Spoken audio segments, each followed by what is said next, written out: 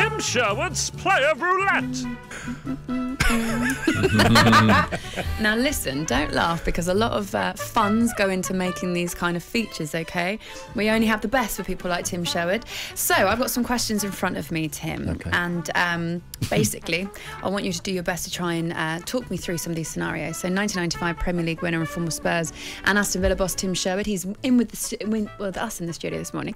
And you've worked with some of the biggest names in football, Tim. We know that. But what are they really like? That's what we really want to know. So we have borrowed the roulette wheel from the famous Empire Casino in Leicester Square, and we're going to spin it completely randomly, and it's going to land on a famous name that you've worked with, and all I need you to do is tell me the story of what they are really like. So if you're ready, here's the first spin, Tim.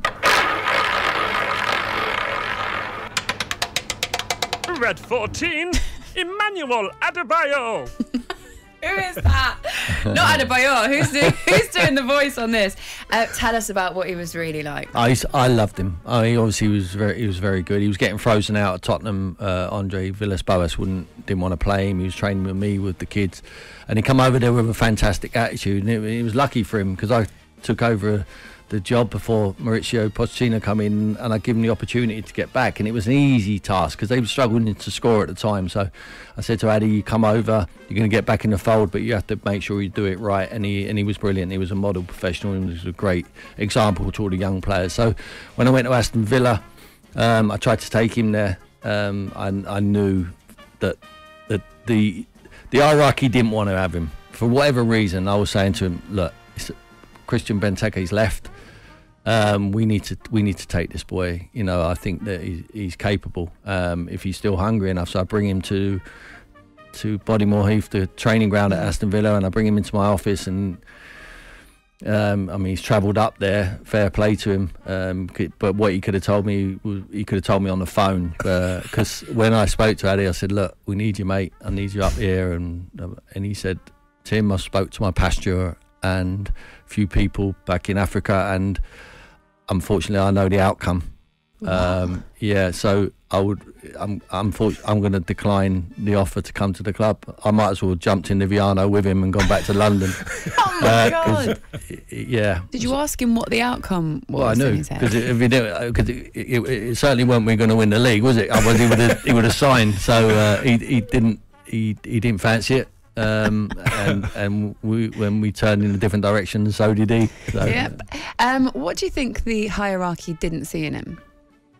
I think did see in him. He's a character, you know. He's a character, you know. He's not a player you can just, you know, get out of the weekend and put him away and bring him back out the following weekend. I mean, he's news. He's a big personality, a wonderful boy, great lad, but you need to keep on the right side of him, you know. And I think if you treat him like a man, he'll treat you likewise. And we had a fantastic relationship. And did you have anyone else like him in your career to even sort of compare him? No, he's a one-off. Yeah, I mean, he's a one-off, but he's a lot of bad press, Addy. But he's such a giant of a man. But he's just a wonderful character for me. And I think, like all of us, Tom, we just want honesty in the end from the top man who's the manager. And I was honest with him, and he was honest with me, and he performed brilliantly. Did he say, like? Did he actually say, "I predicted that I can see the future, and you're going to get relegated"?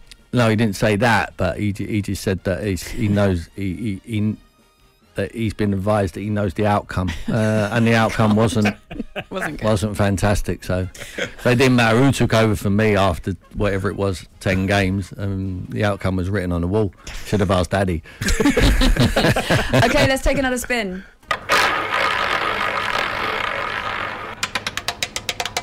Black 26, Sandro. What a wonderful big character. stars, you said. Don't be mean to Sandro. Yeah, you're right though. Tell us a story about Sandro. Oh, musical, isn't he? Listen, it was. I don't do social media, but it was either Twitter or Instagram or whatever. And before one of the games, he told everyone, just to let everyone know that I'm not injured. I'm just being left out by the manager.